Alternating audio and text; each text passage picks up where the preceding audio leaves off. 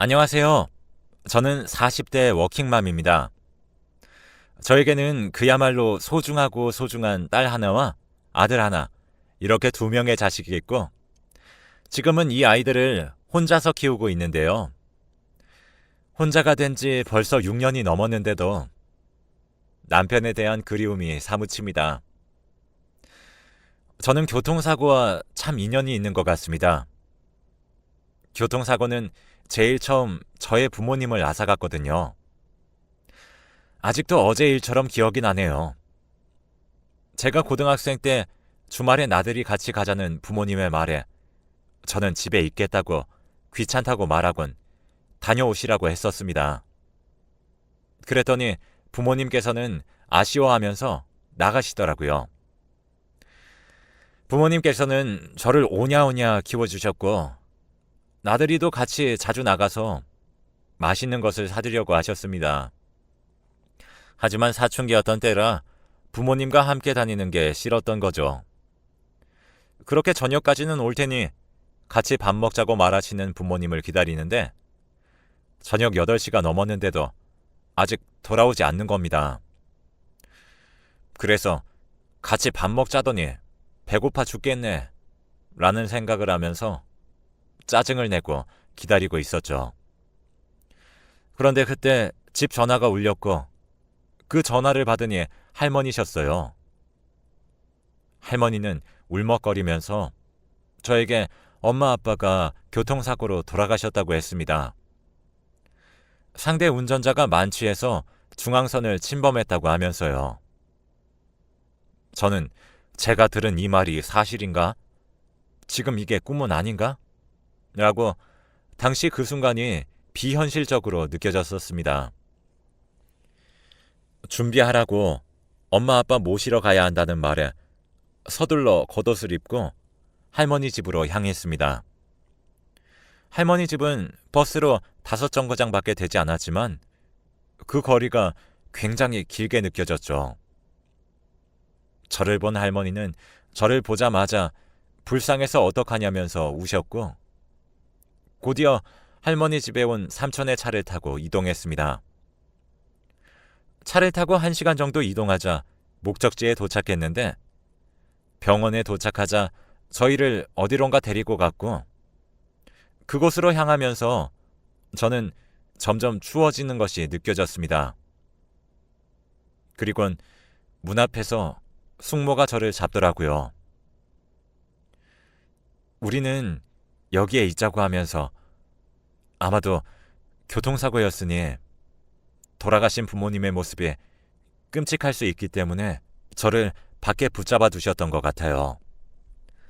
그렇게 할머니와 삼촌 두 분이 안으로 들어가셨는데 문 밖으로 할머니의 통곡 소리가 들리는 것을 들으니 저도 눈물이 나기 시작했습니다. 정말로 부모님이 돌아가셨다는 걸 실감할 수 있었거든요. 그렇게 장례를 치르고 저는 대학교에 입학했습니다. 저희 부모님은 배움이 짧아 제가 좋은 대학에 가는 걸 바라셨던 걸 알기에 부모님이 돌아가신 후 미친 듯이 공부만 했습니다. 부모님이 원하시는 대로 좋은 대학에 들어갔지만 제 성적으로는 장학금까지는 무리였고 대학 등록금을 벌기 위해서 휴학을 자주 하다 보니 졸업이 늦어질 수밖에 없었죠. 삼촌이 도와주고 싶어하는 눈치였지만 거기도 곧 대학에 가려는 자식들이 있어 곤란해하는 것 같았고, 할머니는 저를 도와줄 수 있을 정도로 경제력이 있으신 분이 아니었습니다. 그렇게 주변 친구들보다 2, 3년 정도 늦게 초년생이 된 저는 운 좋게 중소기업 무역회사에 바로 취직할 수 있었어요. 중소기업이라고 하더라도 사장님이 좋으신 분이었기에 노동착취 같은 일은 없었지만 처음 하는 일과 배워야 하는 일 투성이 속에서 한창 힘들 때였죠. 퇴근을 하고 우연히 회사 앞에 작은 바를 발견하고 들어갔는데 정말 분위기가 좋았고, 긴 바 테이블 1개와 작은 테이블 3개가 전부인 곳으로 적당히 어두운 분위기에서 편하게 쉬고 갈 만한 곳이었죠. 네, 맞습니다. 이곳에서 만난 게 바로 남편이었죠. 남편은 이곳의 바텐더였어요. 이 바의 편안한 매력에 빠진 저는 바를 들락날락거렸고 하도 자주 오다 보니 주인이었던 남편과 안면을 트게 되었습니다. 이런저런 상담을 하고 점점 가까워지다가 연애를 하게 된 것이었습니다. 남편은 사람을 차분하고 편안하게 해주는 장점이 있었고 미소를 보고 있으면 저까지 기분이 좋아지는 그런 훈훈한 남자였죠. 한 가지 안타까운 점이 있다면 어렸을 적에 나무를 타고 놀다가 떨어졌는데 바닥에 있던 돌에 무릎을 맞아서 뼈가 부러져서 한 수술이 잘못됐던 것인지 오래 걷거나 서 있으면 무릎이 아프기 때문에 그날은 그만 쉬어야 한다는 것과 비가 오거나 할 때는 무릎이 너무 아파서 잘 움직이기도 힘들 때도 있다는 것이었습니다. 그것만 빼면 좋은 사람이었어요. 무릎 때문에 데이트를 하려고 공원을 걷다가 말고 집으로 가야 했던 적도 있었고 비가 오는 날에는 다리를 주물러 주기도 해야 했지만 그래도 좋았습니다. 저는 퇴근 후에 그 사람의 가게에서 칵테일을 마시면서 휴식과 데이트를 즐기다가 집으로 돌아가서 잠을 자는 하루하루를 보냈고 그렇게 1년이 지나 결혼 이야기가 나오기 시작했습니다. 그러자 남편의 어머니께서 저를 보고 싶다고 하셨다고 하시더라고요. 그래서 저녁을 먹기로 날을 잡았습니다. 일주일 뒤 식당에 도착하니 어머님과 아버님이 저를 반갑게 맞이해 주셨고 저도 기분 좋게 이야기를 했어요. 남편의 여동생은 인상을 잔뜩 찡그린 채 구석에 앉아 있었습니다. 이런 자리에 나오기 싫었나 보다 하면서 저녁 식사를 하는데 남편의 여동생이 남편을 깎아내리기 시작하더라고요. 솔직히 자기 오빠랑 왜 결혼하려고 하는지 모르겠다면서요. 돈이 있는 것도 아니고 엄청 잘생긴 것도 아니고 몸도 성하지 않다고 했죠. 한순간 싸해졌지만 저는 웃으면서 좋은 사람이라고 옆에 있으면 마음이 편안해지고 든든하기에 함께하고 싶다 했더니 어머님 아버님은 제 말에 활짝 웃으시더라고요. 그랬는데 그 여동생은 제게 언니도 가진 게 없으니 그런 거 아니고요? 라고 말을 하면서 자기는 부잣집과 결혼할 거라고 말하더니 갑자기 밖으로 나가더라고요. 그 모습에 남편과 남편 부모님이 제게 연신 사과했습니다. 좀 속이 상하지만 어쩔 수 없었죠. 그렇게 결혼 준비는 막힘없이 흘러갔고 저희는 결혼을 했습니다. 저희는 시댁과 멀지 않은 곳에 신혼집을 장만했고 시댁에는 1, 2주에 한 번씩 들러 같이 식사를 하곤 했습니다. 시부모님이 워낙 저에게 잘해주시다 보니 부모님처럼 대하면서 지냈죠. 그런데 신우는 제가 올 때마다 방에 틀어박혀서 나오질 않았습니다. 어찌된 영문인가 하니 자기 친구는 새언니가 용돈도 주고 좋은 옷도 사주고 하면서 잘해주는데 저는 아무것도 해주지 않아서 기분이 상한 거라고 하더라고요. 저는 그 말을 들으니 오히려 아무것도 해주고 싶지 않아졌고 그대로 저희들은 가까워지지 못하게 되었죠. 그리고 1년 후 저는 딸을 낳았습니다. 손주를 보고 너무 좋아하시는 시부모님을 보니 제가 다 기분이 좋더라고요. 그리고 이듬해 아들을 낳았습니다. 아무래도 어르신들은 아들이 좋은 것인지 시아버님께서 아들을 보더니 그야말로 입이 귀까지 걸리시더라고요. 저에게 연신 고생했다고 말씀해 주시면서 제 머리를 쓰다듬어 주시던 시어머니를 보며 정말 제 엄마 같다는 생각을 했습니다. 아이를 돌보면서 회사를 다니는 일은 쉽지 않았지만 시어머니께서 육아에 도움을 많이 주셨기 때문에 병행할 수 있었어요. 하루하루 행복한 일들로 가득 차 있던 제 일생에 또 불행이 닥쳤습니다.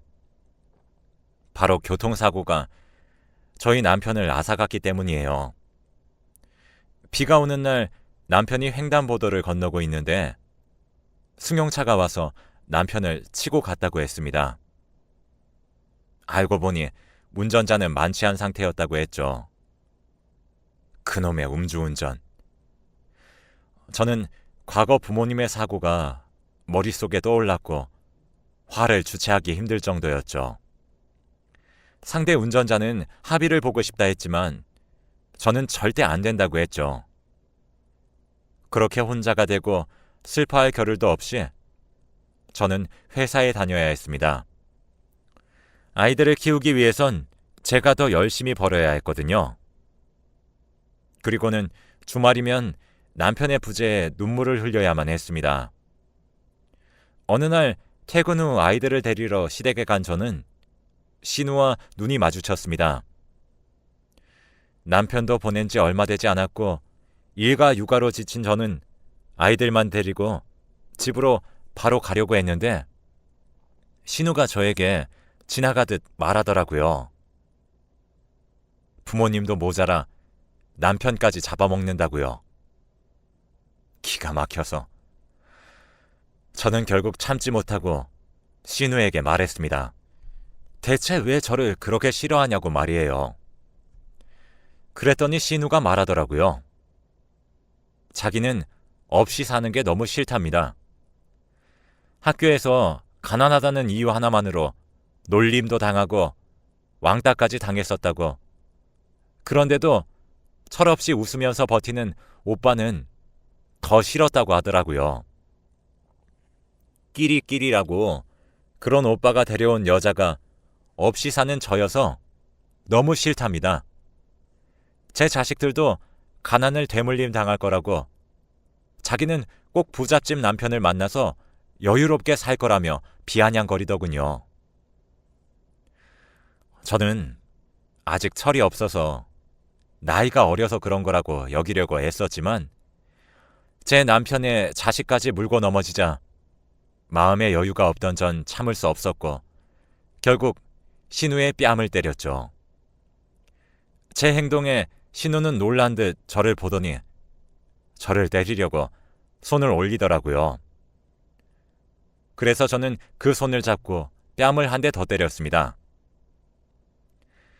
가진 것이 없으면 마음이나 머리라도 가져야지. 그렇게 텅텅 비어서 뭘 하겠다는 거야? 뭐? 부잣집에 결혼? 넌 주제 파악이나 해. 내가 그냥 참고 넘어가 주니까 만만해? 대체 선을 어디까지 넘을 거야?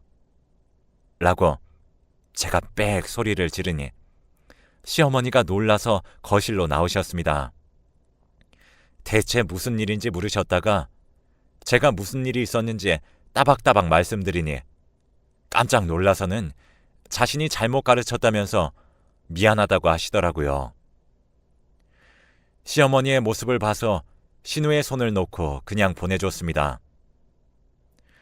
저는 시어머니에게 이제 아이들도 유아원에 갈 때가 됐으니 주말에만 찾아뵙겠다고 말씀드렸습니다.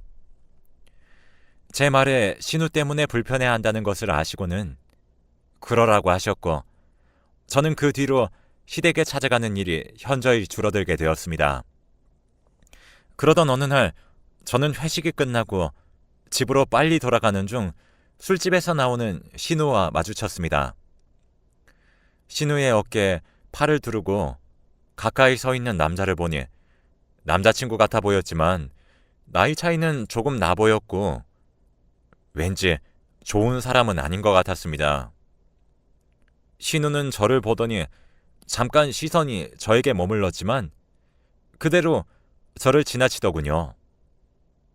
그리고는 남자친구의 차를 타기 전 저와 시선을 다시 한번 마주쳤습니다. 그 차를 보니 고급 외제차였는데 내가 부자와 만날 거라고 했지? 라면서 마치 자기를 보라는 식의 눈빛이었고 그대로 차를 타고 사라지더라고요. 신우의 모습에 저는 어이가 없었지만 저를 기다리고 있을 아이들을 위해 빨리 집으로 향했습니다. 몇 달 뒤 시댁에서 만난 신우는 온몸에 명품을 도배하고 있었는데 거실에 떡하니 앉아 새로 산 가방을 보면서 좋아하고 있었죠. 그 모습에 시어머니는 이제 그만 취직해야 하지 않겠냐고 했지만 신우는 콧방귀를 뀌면서 시집 잘 가면 그런 거 다 상관없다고 그러더라고요. 저는 그때 그 남자를 떠올리며 그건 아니라고 생각했지만 차마 입 밖으로는 이야기를 꺼낼 수 없었습니다. 신우는 그런 제 모습에 기분이 좋은 것인지 그 남자는 대기업에서 일하고 있고 자기를 사랑해서 자기가 사달라는 건 다 사준다면서 떠들더라고요. 그러면서 벌써 6개월째 만나고 있는데 이제 조금 더 사귀었다가 결혼하면 되지 않겠냐면서 힘들게 일하면 뭐하냐, 남편이 벌어다 주는 거 쓰면 되지 않겠냐고 떵떵거리면서 이야기를 했습니다. 저는 그냥 무시하면서 저녁 식사 준비를 했고 저녁을 먹으려던 찰나 신우가 갑자기 헛구역질을 하더니 화장실로 향했어요. 시어머니와 저는 저 신호가 어떤 것인지 알 수 있었고 굳은 표정으로 역한기를 내린 신우를 데리고 산부인과로 향했습니다. 아니나 다를까 임신이었습니다.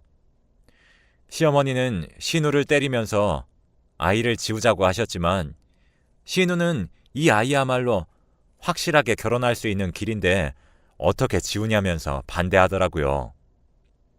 신우는 결혼 허락을 받고 오겠다면서 그대로 어디론가 향했고 저는 눈물을 흘리는 시어머니를 모시고 그대로 집으로 돌아왔습니다. 신우의 임신 소식에 시아버님이 불같이 화를 내시더니 신우를 혼내겠다면서 신우가 들어올 때까지 기다리고 또 기다렸습니다. 하지만 그렇게 신우는 돌아오지 않았습니다. 다음 날 그리고 그 다음 날이 돼도 돌아오지 않는 신우에 시부모님은 경찰서에 갔고 경찰서에서 돌아온 답변은 잘 살아있다 였습니다. 다만 상대가 성인이라 본인이 원치 않으면 이 이상은 알려드릴 수 없다는 것이었죠. 그래서 저는 그 남자랑 어떻게 잘 된 건가 생각하면서 시부모님과 돌아왔고 갑자기 신우까지 집을 나서자 적적해 하시는 시부모님을 위해 집을 합쳐서 제가 시부모님 댁으로 들어와 살기로 했습니다.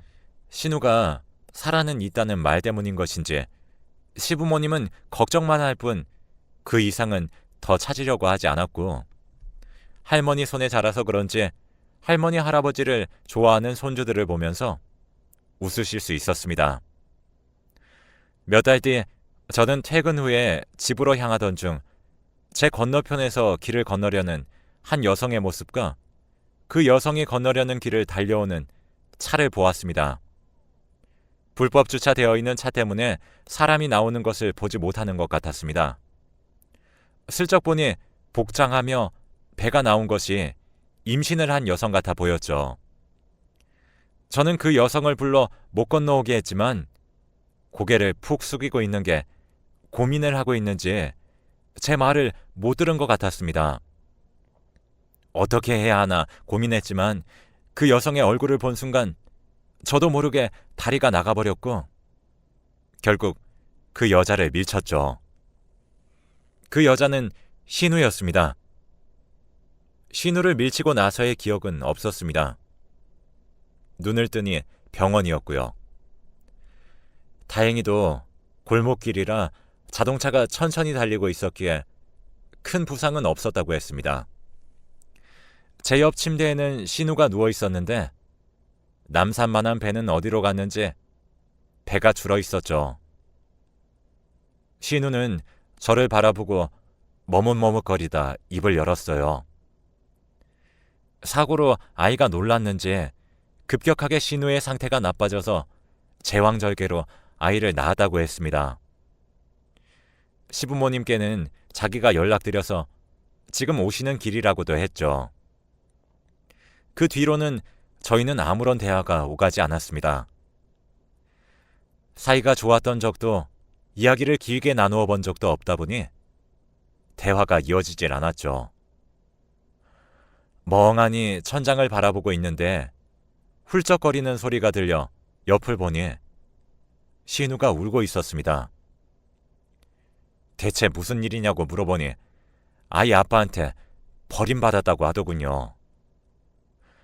아이가 생겼다고 기쁘게 말하더니 그야말로 표정이 썩으면서 일부러 자기랑 결혼하고 싶어서 임신했냐며 다 신우가 만든 자작극이라며 쌍욕을 하더랍니다. 그러면서 애를 지우라고 하더니 지갑에서 20만 원을 꺼내서 주더니 지금은 이것밖에 없다면서 나머지 돈은 다른 사람 통해서 줄 테니까 여기까지만 하자고 하고 그대로 떠났다고 했습니다. 그리고 그 남자는 알고 보니 유부남이었다는 사실까지 알게 되면서 자기는 집으로 돌아올 자신이 없었다고 했습니다.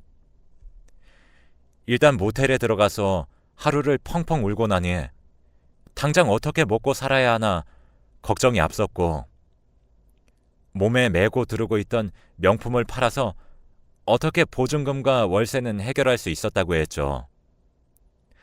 일도 해본 적이 없어서 어떤 일을 해야 할지 막막할 찰나 배는 점점 불러오고 자기는 그저 우는 것밖에 할 수 없었다고 했습니다. 그래서 몰래 집에 들어와 자기가 받았던 선물들을 팔아서 생활비며 산부인과비를 충당하려고 했는데 집에 오던 길에 교통사고가 난 것이었습니다.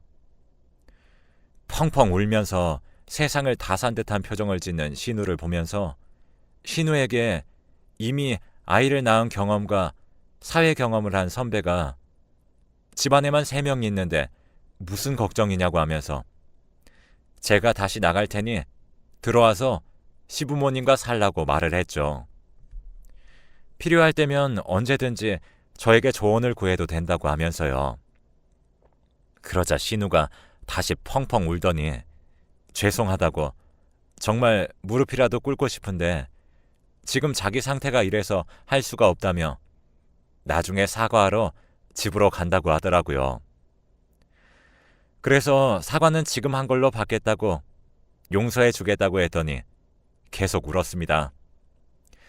그때 마침 시부모님이 들어오셨고 걱정 가득한 표정에서 저희 둘의 모습을 보더니 당황해하는 표정으로 바뀌셨고 저는 울고 있는 신우를 대신해서 어떤 상황이었는지 말해 주었어요. 시어머니께서는 우시면서 신우를 또 때리시더라고요. 그러다가 꼭 안아주었습니다. 집에 들어와서 살자고. 자식이 잘못한 건 부모가 같이 혼나면서 해결하는 거라고 하시면서요. 제가 신우가 들어와서 사는 게 낫겠다면서 시부모님에게 집을 나가겠다는 심정을 밝히니 시부모님께서 펄쩍 뛰면서 너도 내 딸인데 어딜 가냐고 하시더라고요. 그 말에 저도 눈가에 눈물이 그렁그렁 고였습니다. 저희들이 일주일 정도 입원해 있어야 했는데 그동안 시부모님들이 알아서 하시겠다고 했죠. 그리고 퇴원 후 알 수 없는 주소로 오라는 말에 그곳으로 향하니 그곳에는 마당도 없고 작지만 3층짜리 전원주택이 놓여 있었습니다. 시부모님께서 집을 팔고 노후 자금으로 모아둔 돈까지 합쳐 집을 구하셨다면서 시부모님들은 1층에 살고 2층에는 저희가 3층에는 신우가 해서 살자고 했습니다. 그러면 집에 있는 사람이 육아도 해줄 수 있고 하지 않겠냐면서 말씀해 주시는데 감사했습니다. 시아버님도 이젠 힘드시다면서 하시던 슈퍼를 접으시려 했는데 아직 더 해야겠다면서 허허 웃으셨어요. 그렇게 아이들까지 6명의 생활이 시작되었고 신우는 저의 조언을 들으면서 구직을 시작했고 수십 번 떨어지면서도 악착같이 구직 활동을 한 뒤 다행히 취업에 성공했습니다. 이후 시부모님께 저희 둘이 돈을 벌으니 좀 쉬셔도 되지 않겠냐고 했지만 짐은 되기 싫다면서 완강하게 이야기하시는 통에 아직까지도 일을 하고 계십니다. 교통사고로 부모님과 남편을 잃었지만 교통사고로 엇나갔던 신우를 만날 수 있었던 저의 인생. 참 기구하지 않나요? 그래도 지금은 다 같이 웃으며 살고 있으니 더 이상의 사고는 없길 바라며 오늘 하루도 행복하자 생각해 봅니다.